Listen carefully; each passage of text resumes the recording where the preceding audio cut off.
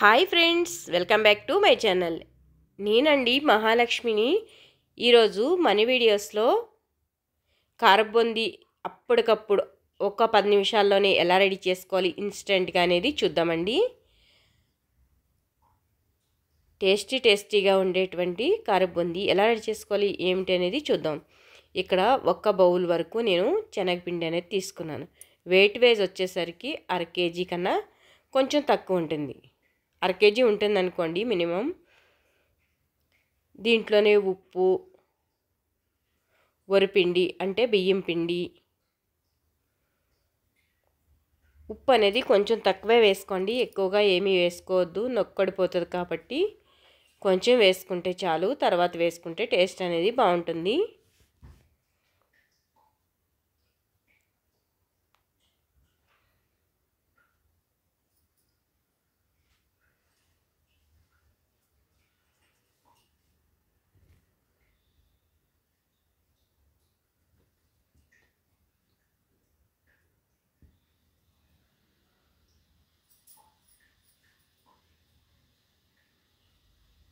చూసారు కదా, పిండి అనేది కొంచెం గట్టిగా కలుపుకొని తర్వాత సాఫ్ట్ సెమీ మనకి చేతుల నుంచి జారుడిగా కలుపుకుంటే సరిపోతుందండి. ఇలాగ మిక్సర్తో కలుపుకుంటే మీకు ఈజీ అవుతుంది. అదే చేతులతో అయినట్టయితే కనుక మీకు కొంచెం ఉండలుండలుగా పట్టేస్తుంది. ఇలాగా మిక్సర్ తీసుకొని కలిపారంటే కనుక బాగా కలపడానికి వీలుగా ఉంటుందండి. మీరు తక్కువ కలుపుకుంటే చిన్నది తీసుకున్నా పర్వాలేదు, లేదా కొంచెం పెద్దది తీసుకున్నా పర్వాలేదండి. ఇలాగ గరిటతో ఇలా మనం కిందికి వంచితే కనుక అలా జారాలండి, అక్కడే ఉండిపోకూడదు. ఆ విధంగా ఉంటే ఒకేసారి పడిపోకూడదు, అలా ఉంటే మనకి సరిపోతుంది. ఇలాగా బూందీ అనేది అలా తేలాలండి. ఆ విధంగా మనం కొంచెం కొంచెం వేసుకుంటూ బూందీ అనేది తేలేటట్టు మొత్తం బూందీ ఇలాగే చేసుకోవాలి. మనం దగ్గరికంట పెట్టినట్లయితే కనుక వేడి అనేది లాగేస్తుంది.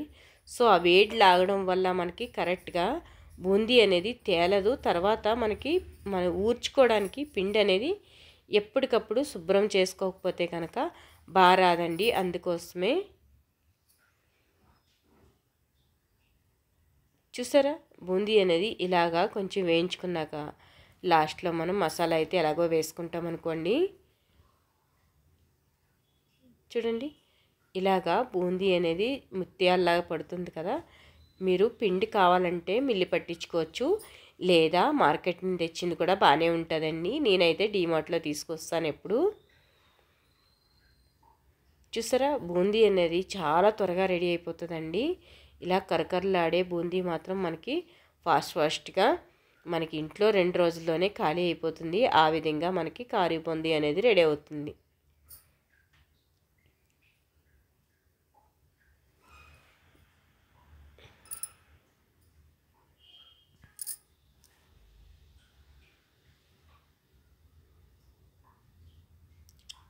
చూసారు కదా, ఈ విధంగా మనకి చేస్తే చాలండి.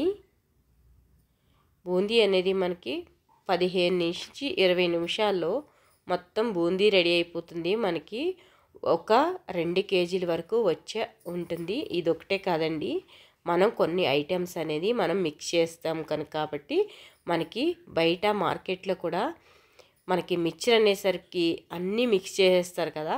మనకి బూందీ అనేటప్పటికి సెపరేట్ వస్తుంది.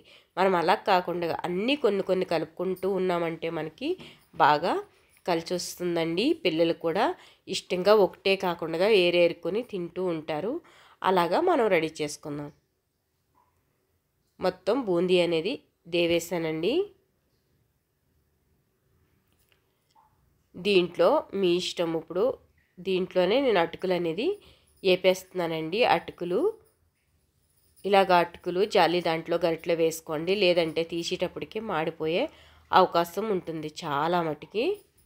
ఇలా చూసారు కదా, ఇలా వేయించేస్తే చాలు. నూనెలో చిటపట్లాడి గుల్లగా వచ్చేస్తాయండి.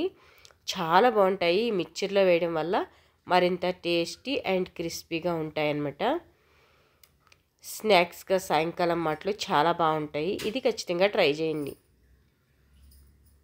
కలర్ అనేది ఏమీ పెద్దగా రావండి. అది ఎప్పుడైతే మనకి ఆయిల్లో పెడతామో ఫుల్గా అవి పేలిపోయి గుల్లదనం అనేది వచ్చేస్తుంది. ఇలాగా కొన్ని జీడిపప్పులు, ఎక్కువగా ఏమీ అవసరం లేదండి. కొన్ని జీడిపప్పులు కావాలంటే వేసుకోవచ్చు, లేకపోతే లేదండి మన దగ్గర ఉన్న వాటితో అడ్జస్ట్మెంట్ అనేది చేసేసుకోవచ్చు. కొన్ని జీడిపప్పులు వేసాను అంతే. ఇలాగా ఏ పని శనగపప్పు మనకి మార్కెట్లో తెస్తున్నట్టయితే కనుక అన్నీ మిక్సెడ్ ఎలా ఉంటాయండి, లొట్టలు వేసుకుని మరీ తినేస్తారు. అది ఆయిల్ ఎలా ఉంటుంది ఏమిటి అనేది కూడా చూడరు. మనం ఇంట్లోనే ఇలా చేసుకున్నామంటే మనకి 1/2 కేజీ పిండికి 2 కేజీల వరకు బూందీ అనేది వచ్చేస్తుంది ఆల్మోస్ట్. చూసారా, ఇక్కడ పప్పు కూడా మనకి వేగినట్టు అయ్యింది కదా. కొంచెం వేయించుకుంటే ఇక్కడ పల్లీలు అంటే వేడిశనగుళ్ళు, ఈ పల్లీలు కూడా చిన్న కప్పుడు అయితే తీసుకున్నాను. ఇవి ఏడిశనగుళ్ళు అన్నిటికి పోషకాలకి మంచిదండి. డాక్టర్స్ కూడా చెప్తున్నారు శనగపిండి, ఏడిశనగుళ్ళు ఇవన్నీ మంచివే. యాక్చువల్లీ రైస్ ఐటమ్ తప్పితే అన్నీ తినొచ్చు. సో నేను అందుకోసమే ఇవి వేడిశనగుళ్ళు కూడా వేయించేసాను. తర్వాత వచ్చేసరికి ఇక్కడ వెల్లుల్లిపాయ, ఇక్కడ ఎండుమిర్చి కూడా అలాగే వేయించేసుకోండి.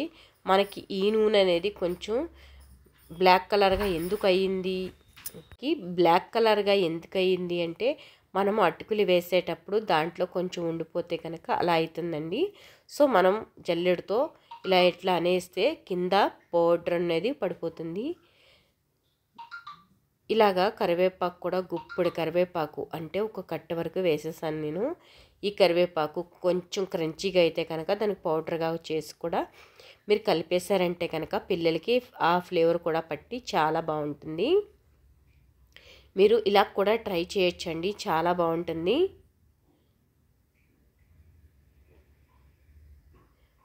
చూసారా, కారం బూందీ అయితే మాత్రం అదిరిపోయిందండి, చాలా బాగుంటుంది. మనకి తయారీ విధానం కూడా చాలా ఈజీ అనమాట. సో ఇలా రెడీ చేశాక నేనైతే ఇలా ఉప్పు వేసేస్తున్నాను, తర్వాత కారం కూడా వేసేస్తున్నాను. తగినంత కారం తగినంత ఉప్పు వేసుకుంటూ మీరు ఈ బాగా బూందీని కలుపుకోవాలి. కావాలనుకుంటే చాట్ మసాలా కూడా వేసుకోవచ్చండి. కానీ మనకి ఎప్పుడు ఉండే టేస్ట్ ఉండాలంటే కనుక కారం ఉప్పు వేసుకుంటేనే చాలా బాగుంటుంది. మన ఛానల్ని కొత్తగా చూస్తున్నట్టయితే కనుక సబ్స్క్రైబ్ చేసుకోండి. చూసారా, కరివేపాకుని కొంచెం అలా కొంచెం తీసుకుని అలాగా పొడిగా చేసేసారంటే ఫ్లేవర్ అనేది బాగా పట్టుకుంటుందండి. సో నేను అందుకే అలా చేశాను. మీరు మన ఛానల్ని చూస్తే కనుక సబ్స్క్రైబ్ చేసుకోండి.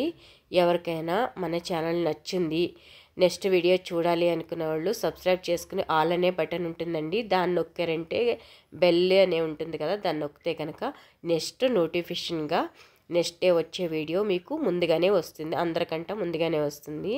మన వీడియో నచ్చితే లైక్ చేయండి, షేర్ చేయండి,